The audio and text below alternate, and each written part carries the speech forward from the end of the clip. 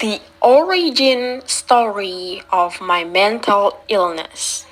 In June 2021, I graduated with bachelor degree. I sent almost 50 job applications to almost 50 different companies, but no one was calling me for interview. On the first month, I was okay, but second month and third month, it became stress and burden for me because I have bachelor degree but being jobless. At that time, I lived in a rented house. I lived alone and became lonely because my friends went back to their hometown to pursue their career and reunite with their family. Every night, I heard sounds from the ceiling that made from the plywood. I knew it was rats and lizards running on the ceiling, but my brain told me that that was a robber.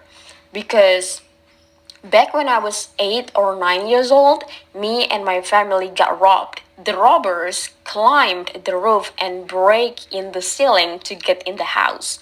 So, in the rented house, I put a knife under my pillow as a weapon, just in case the real robber come in.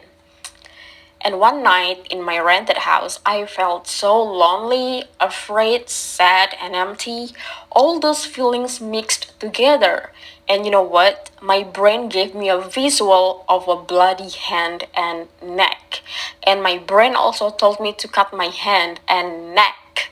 That time, for a couple weeks before, I started to realize that every night my brain is not me.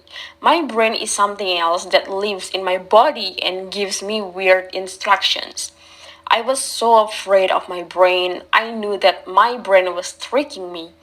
So that night I ran outside the house and threw the knife on the street. The next day I packed some clothes and went to my hometown that is located in another island to visit a psychiatrist.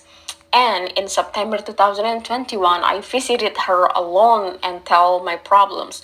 I remember I cried in her room for half an hour while the other patients waiting outside the door.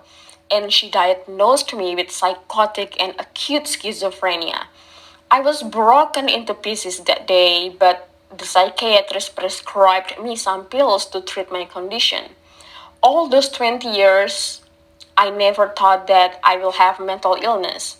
And now I'm almost 29 and still rely on my psychiatrist because that's the only help I can get.